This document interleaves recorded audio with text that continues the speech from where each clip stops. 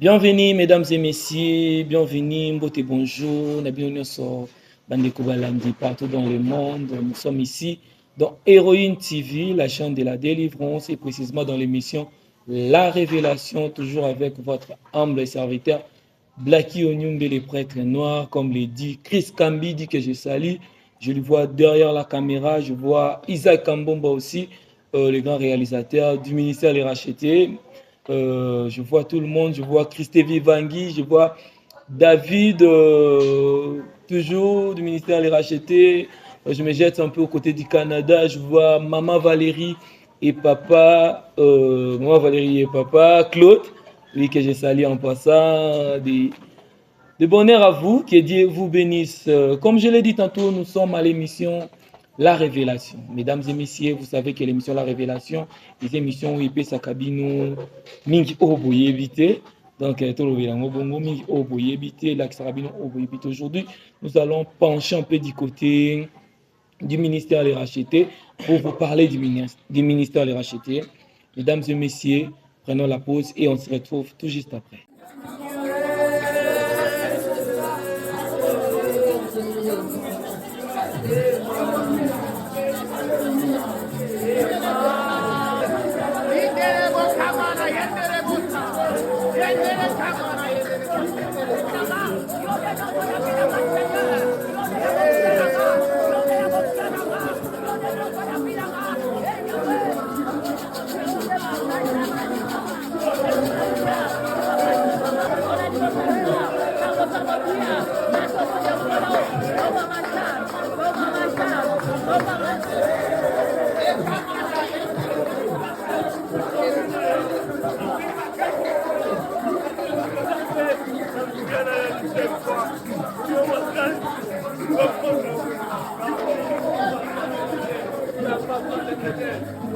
Nena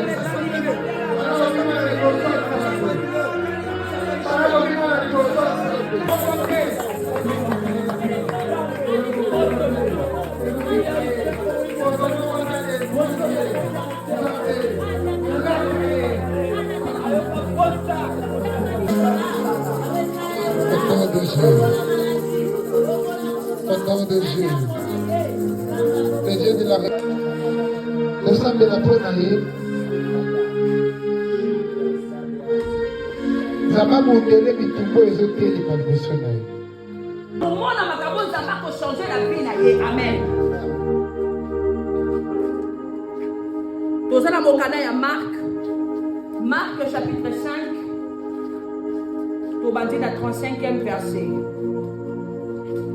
Je lis. Nalobi likambo mutu moko ezolabuka na pokwa te.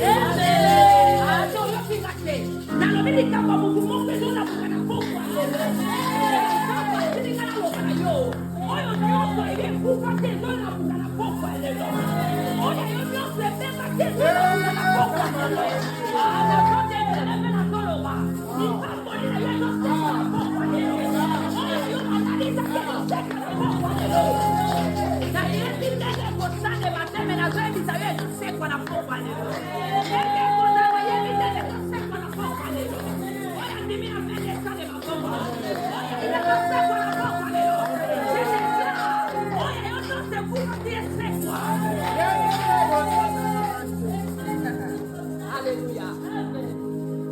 babusani akomi esika bazalaki kolela mwana mwasi wana ya 12 ans mwana akufi et pendant que mwana akufaki babandi kolelela Jésus que aya asala quelque chose pour que mwana wana alamuka. Alléluia.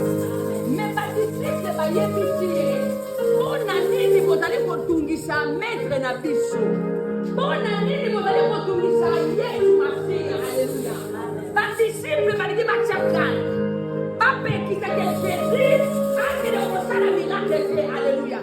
Mais loko moko nasepeli na passage wana Jésus azoyebisa bango atala Jésus aserondaki kutu konse ya maloba babaki koloba te mpona Yesu kotakibaki yango te. Banda bango bazoloba bozotungisa ye pourquoi, mais Bible elobi Jésus akibaki maloba na bango te. Jésus atalaki kutu makambo bazaki koloba te. Nalingi nayebisa kutu bango na pokwa lelo esika maloba yako maloba te yo sambelaka momonaka resita nene yo lukaka nzambe na babuto nini mwata bapesa yo yo selaka momonaka nene tokotala kama kobonga ata tosambela tokotala kama koswa ata tosele tokotala kama kobala ata tosele tokotala kama kovoyage yebisa bango yesu kuyo okipe bino te aloba te loba kolo na nga azokipe bino te kasi kolobeli ka maloba ye azokumba bino te yaya ata balobake tokotala toka kobota loba yesu azokipe yango te ye anaposa maloba bato te ye anaposa yoka bato baseka yo te anaposa yoka bato basola yo te tika bango basola tika bango baseka me ya motu ezali yesu koma nesika likambo na nge ezali yesu koma esika likambo na nga ezali. Alleluia. Lokola bapekisi akoma te ndenge likambo na nga na jour solution na nga ekozala lokola bapekisi ye te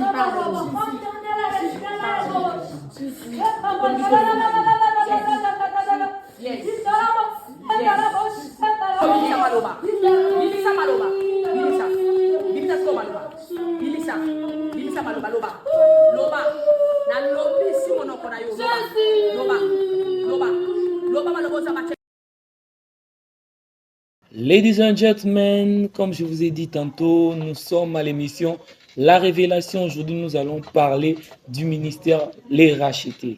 Je ne reçois pas n'importe qui pour ce ministère. Moi, je reçois la visionnaire du ministère, Maman Héroïne de Mahombi, que je dis bonjour, maman. Bonjour, Papa Plamedi. Comment vous allez? Non, je fais grâce, ça va. Avec toutes les activités, ça va? Oui, ça évolue très bien par la grâce. Maman Héroïne, c'est un plaisir de vous recevoir, comme l'a été toujours d'habitude. Pour moi, un plaisir de vous recevoir dans cette émission. Vraiment. Et aujourd'hui, Toyambio Loko, la visionnaire du ministère Les Rachetés.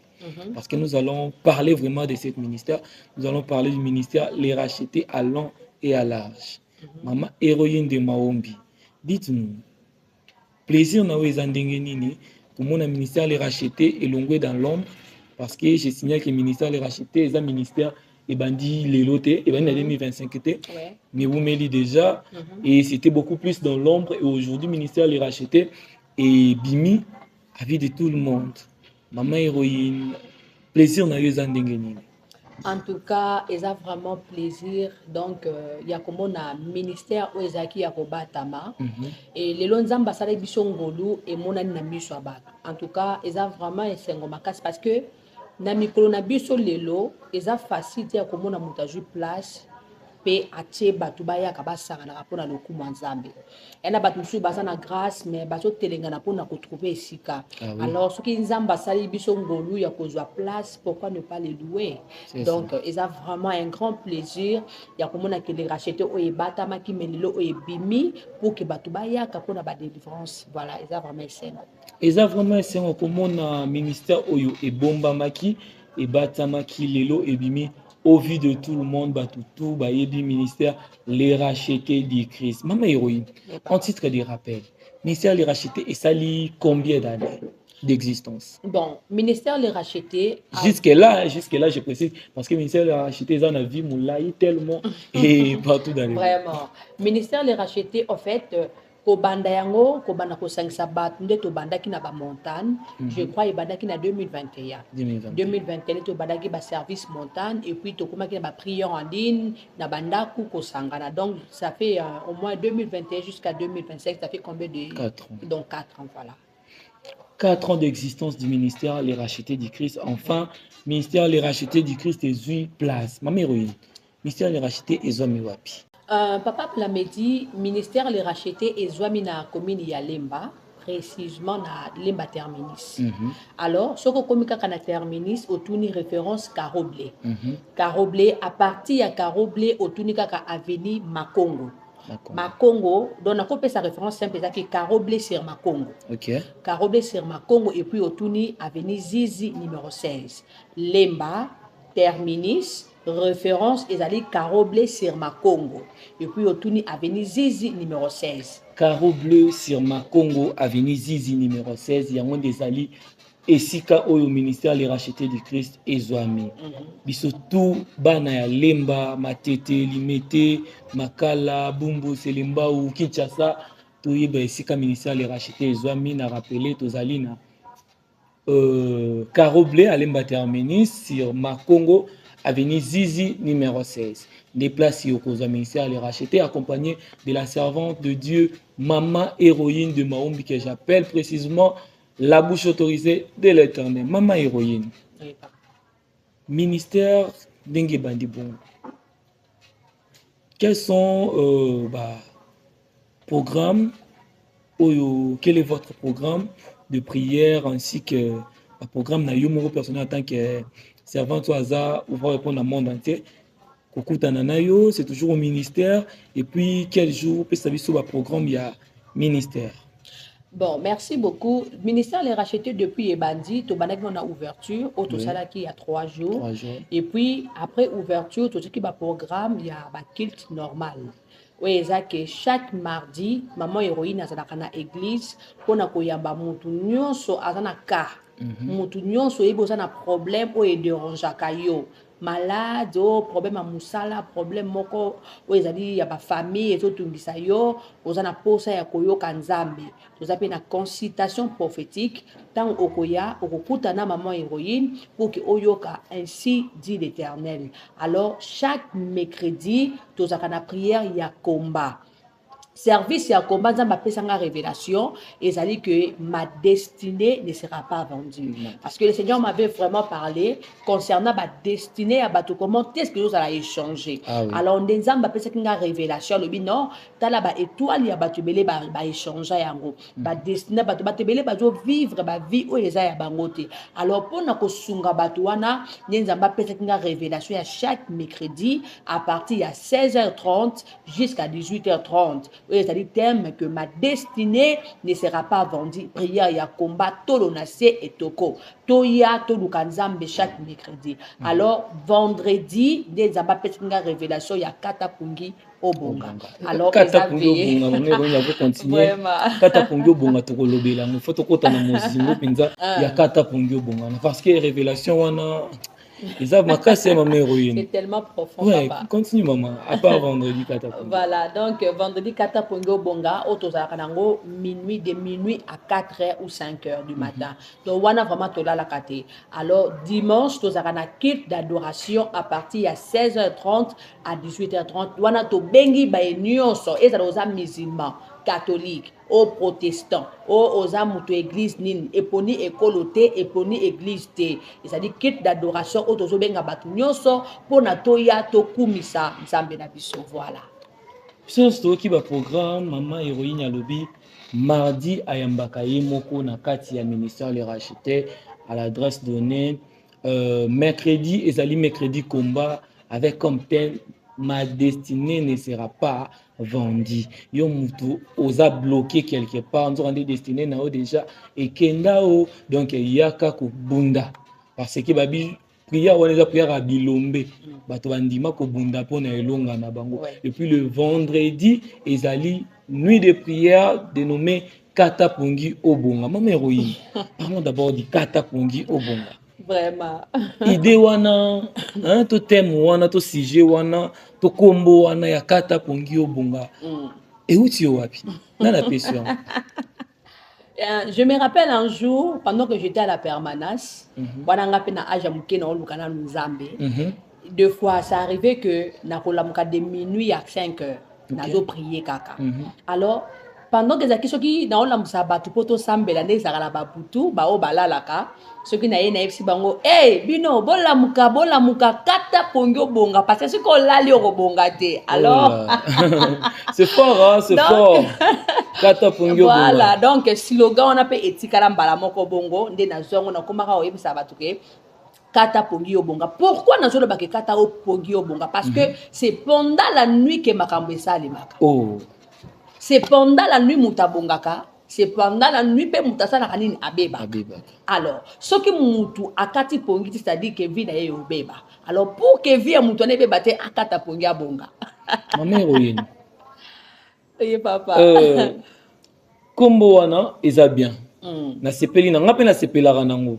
Mais tant au lobby pendant la nuit Moutabongaka, pendant la nuit Moutabebaka. Nous savons tous que l'organisme Moutou, c'est la nuit que Moutou fois là. Parce que yo ye sous nabilo qu'on a eu à Kata Pongi Obonga, donc on ne peut plus dormir. La nuit, tu vas vivre normal que la journée ou comment. Essayons un peu d'expliquer aux internautes, tu vas comprendre quand on vous par Kata Pongi Obonga réellement. De ne pas dormir tout simplement ou de se réveiller en priant ou de se réveiller aller chercher le travail parce que les APK kaba point oyo et bongi sakamoto. Voilà. Merci beaucoup pour la question, c'est tellement sage. Alors, nangina répondre yango. Tant nazo lobake kata pongi obonga, nazo lobelango plus makambezali spirituel.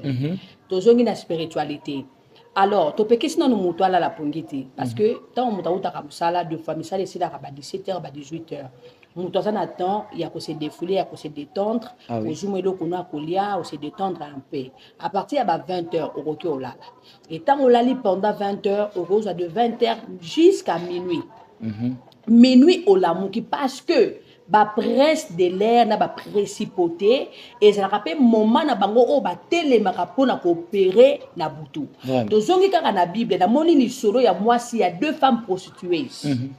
Alors, Bible c'était pendant la journée. Bible dit que c'est pendant la nuit, pendant que balalaki, moko lalaki pongi moko ya makasi alaleli mwana na ye. Et pendant qu'elle est là qui mona na ye akufaki. Alors ye alamuki na mayele mabe azalaki nango ake kosala échange ya mwana o azaki ya bomoi azu ya malamu ya moninga na ye pe azu ya kokufa seni atikeli moninga mwana ya kokufa mais moninga yoka kiteke baye basali échange ya mwana ayeba kite po azaki ya kolala parce que azaki ya kolala très bien. Parce que ce cas qui éveillé, il a comprendre des mouvements ya moninga o ya salaki. Tellement que qui emporté dans sommeil, ya ngomoni ba salaki échange ya mwana. Alors pour na koloba na batuete, c'est pendant la nuit que ba changer ba destinée ya batu. C'est pendant la nuit que ba ko détruire même musala ozokende. C'est pendant la nuit que ba ko changer même libala na yo, c'est pendant la nuit que ba ko changer bana. Alors pour que ba changer destinée na ote pendant la nuit, il faut monter tellement la vie de prière pendant la nuit. Très bien. Voilà. Mon héroïne, c'est vraiment fort, surtout là qui est ensemble, les gars, parce que les révélations, moko, ils sont très fort. Vraiment. Na moment où yoko lala na vie na yo, na moment où yoko sa négligence, parce que pongi, toujours verra pongi ya butu te, parce que la négligence. Oui, voilà. Le vendredi, tu ta pongi ya butu, mais dans la vraie vie, normal, éviter aussi négligence, éviter aussi cause la musique na losambo, parce que tant que oza na losambo oza éveillé oza ya kolamuka mais tant oyo tiki ozo sambela te eza lokola olali eyeba ke cependant oyo olali nde mongunya satana azoya ko visiter yo visitation ya mongunya ezalaka mpona kobongisa te comme le dit dans Jean 10:10 les voleurs ne viennent que pour bino moko boyebi donc tolinga te mongunya satana ayiba oyo ya biso mama héroïne c'était vraiment fort votre message et ça lit bien. Netinga penza na comprendre lisusu makasi que il faut na kata pungi pona bonga na vie na ngai. Mama héroïne, évolution ya ministère ezandingini. Bon, ministère jusqu'à présent, en tout cas. Pardon mama héroïne, vous allez répondre. Ministère eza façon ezalaki. Volo ezalaki dans l'ombre avec quelques membres, c'est autre chose. Mais présentement, le ministère est comme visible à tout le monde. C'est pour ça que je demande l'évolution dans le siko. Bon, en fait, le ministère évolue très bien parce que oui, le ministère est un sika, ils ont facilité. Je crois que les serviteurs de Dieu, comment est-ce que faible commencement ils ont faible commencement, ça n'a pas toujours été facile. Ils ont toujours, il faut au bunda pour au komana et sika oyo nzambazo zelayo. Alors petit à petit avec l'aide du Seigneur tokoko makaka, mais sinon ça marche. Ça marche avec l'aide du Seigneur, maman héroïne. Tout qui est déjà lentement mais sûrement na suka ya émission na biso la révélation. 5 minutes pour nous passer un message moko na peuple dédié de révélation moko parce qu'il y a mon déjà la coutume il y a émission na biso la révélation nous avons un message au peuple dédié ce qui ko lobayango.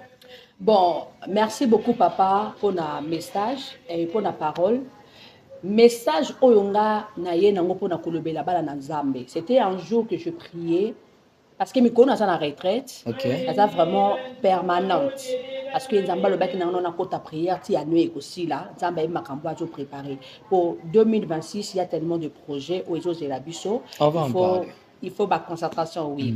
Alors, message au Nzamba le belakinga pendant que nous avons ko bonde là. Et ça dit histoire ya barena. Donc, l'isolo, il y a Barena, Zamba révéla Kinga, et ça n'a mokanda Néhémie chapitre 4. motoza na ndako ozwi bible na yo na Néhémie chapitre 4 obandi na verset 1er okiti tina suka na yango de histoire esili. Alors eza lisolo ya ba juif o bayokanaki mpona kotonga miraille batie mayeli batie makasi balobi tokende toconstruire miraille na biso. Alors pendant que bazaki kotia mayeli ya kotonga miraille, il y avait aussi des ammonites, les sambala et les tobija oyo bango mpe bayoki projet ya ba juif balobi ke ndenge nini tokotika ke ba juif oyo batonga miraille ndenge nini est-ce que baza na makasi ya kotonga yango bakotonga yango na moyen nini est-ce que tokotika bango basilisa. Alors basambala na batobija bakomi ko se demander bango na bango est-ce que ba juif oyo baza na makoki ya kotonga miraille baza na makoki ya kosilisa yango est-ce que tokotika bango basala. Yoka siko basamba na batobisha pape loko balobi na ba juif balobi totika bango batonga na bango. Oh j'aime ça, totika bango batonga na bango ha. Mais soki kaka totindeli bango renard aleki kaka pesi bazotonga bakosala nini bakopanzana nyonso bazotonga ekopanzana parce que tokotinda kaka renard akende esika bango bazotonga pour ke apanza. Oh c'est tellement profond, c'est tellement profond. Zamba lobi nanga eza na ba vie ya bato ebele basala ba effort ya komata yango omona papa mutu akoma na mbongo asala ba affaire akenda ba Dubai akenda ba Angola tambola partout a gagné vie na ba $200,000 mais mutu akoya ko se retrouver na maboko katika na 100,000 pardon na $1,000 akomi tuna de $200,000 à $1,000 eloko na sali nango ezoyeba na te mbongo nange ke wapi nzoka nde batindela erena okomona mutu avanda na libala mutu abotaka te nyonso na bazoluka batia confusion entre ye na mobali mpo mobali amonaki aza na ekapasité ya kopesa mwana babana kotia makele tie komema na divorce eya na mabala mosusu ekufa parceke mwasi abotaka te. Alors nzoka nde batinda renard akota na libala wana e na bana basi mosusu aomituna azalaka na fiancé mais fiancé akenda kaka boye fiancé akima esika fiancé akenda eyebana te likambo asala mpe ayebaka te jusque là azomituna mobali nanga tozalaki bien nasala eloko te nzoka nde basamba na batobija babi totika ye baya kozala bango fartir mobali amonana me tokotinda kaka renard. Oh eza ebele bien aimé esengeli oyeba renard ya vi na yo azana basamba na batobija ya mabota na biso bazotindela biso ba renard tango tolobela basamba na batobija tozonga na botel ya mabota na biso. C'est fort. Basamba na batobija ce sont des hôtels oyo esimba mabota. Alors na chaque hôtel oyo esimba mabota eza na ba divinité oyo contrôlaka yango.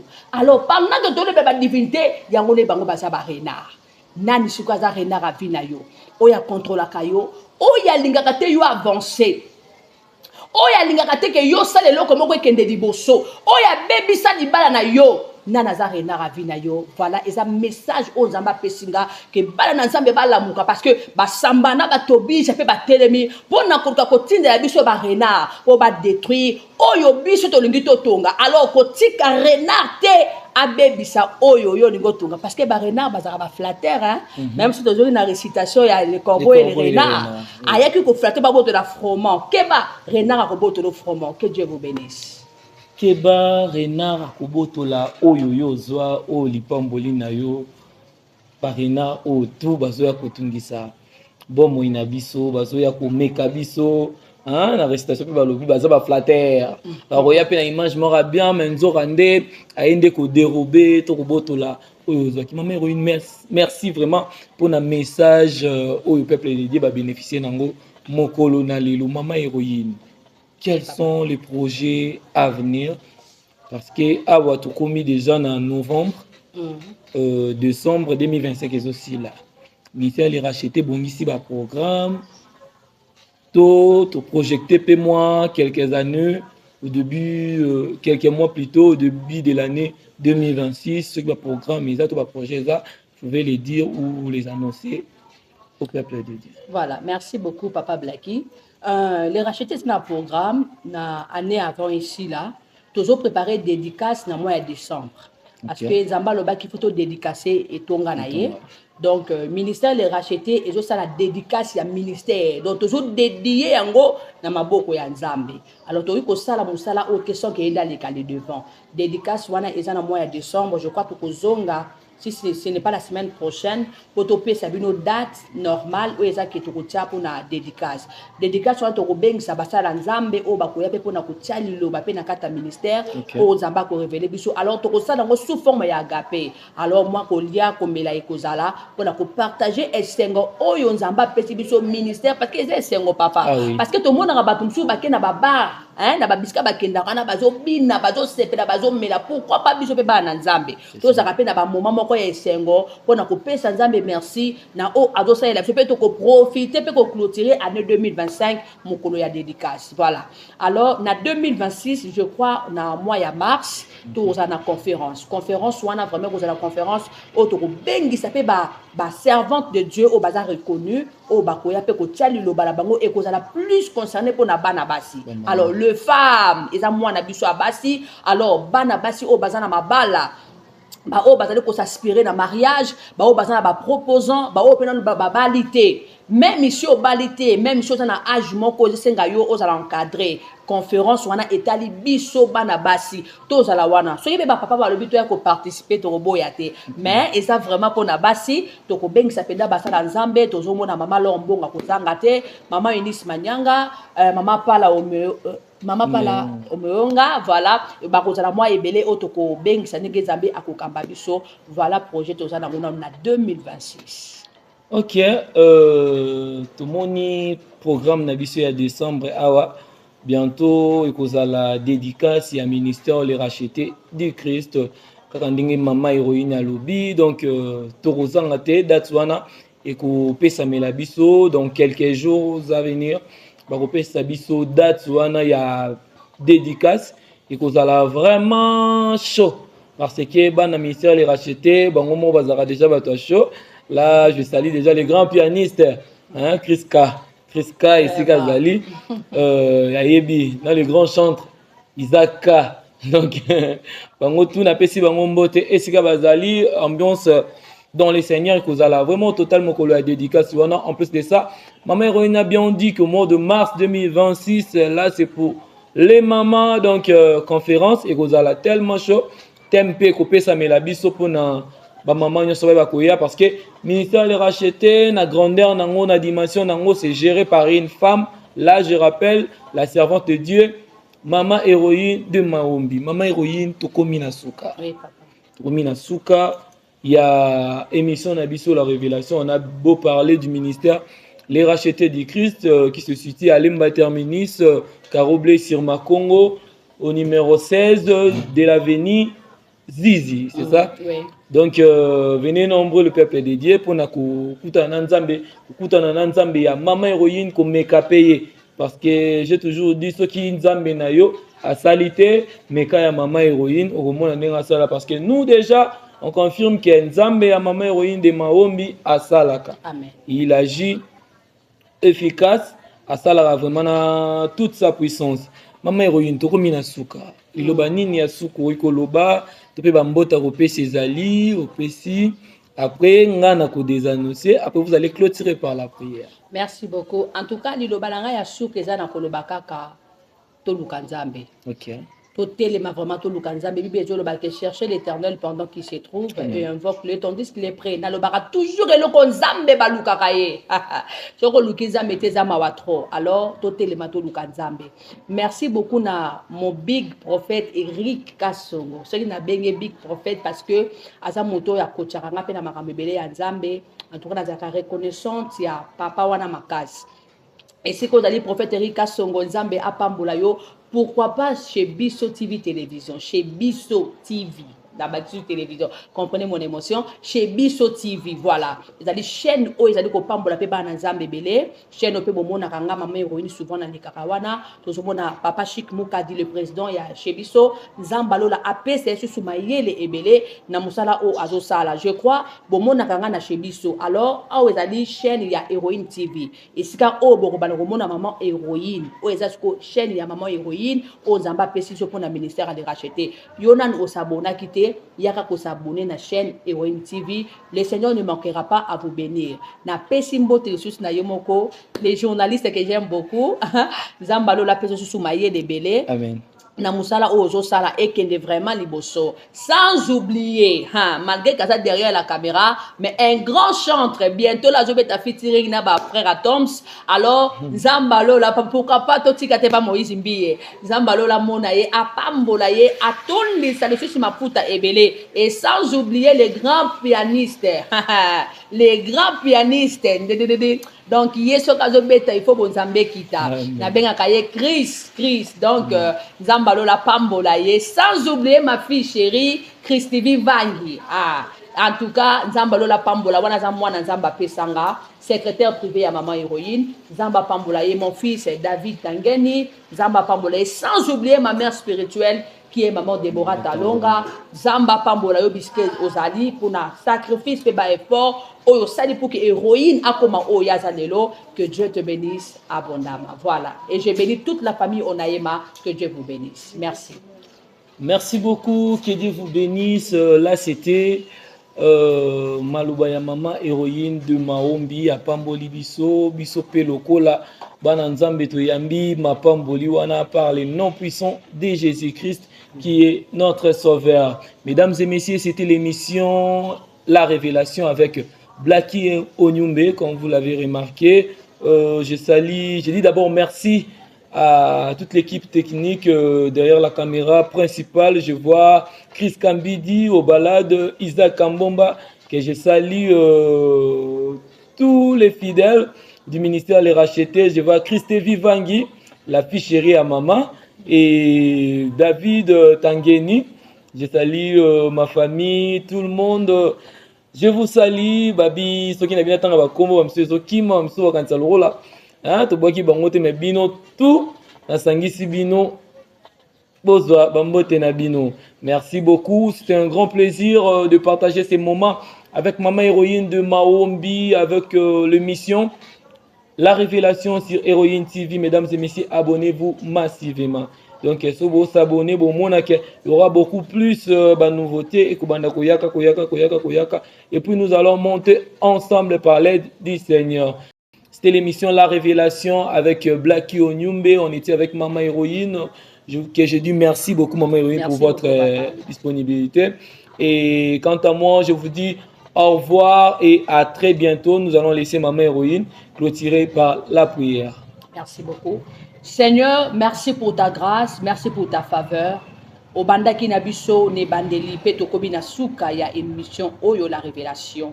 Tika ete papa moto nyonso oya koyoka maloba oye bibi na mokola lelo eza maloba oye ko simba via moko na moko.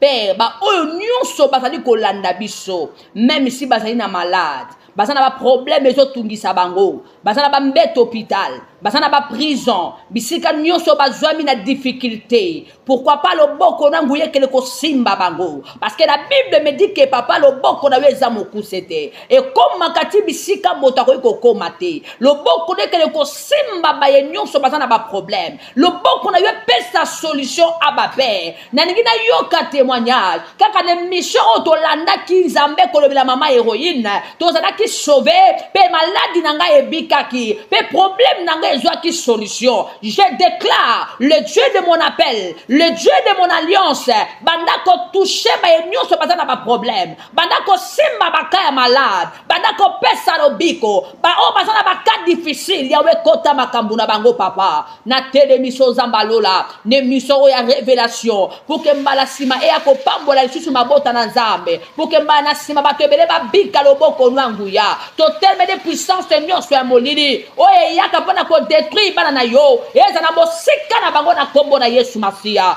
Batela pe ba o nyonso ba contribuer ki pona mission oye kende liboso, kanisela bango pe pambola bango, ba partenaire nyonso ba soutenir ka œuvre na yo, pambola bango pe ba kende liboso, neto pamboli kombo na yo, peut to dali nzambe dans le nom puissant de Jésus-Christ. Soko bateli biso à la prochaine occasion, to kozanga te ko lever kombo na yo, yango to tatoli, à toi l'honneur, la grâce, la magnificence pour les siècles des siècles. Amen, amen, amen. Que Dieu vous bénisse. Amen. Au revoir.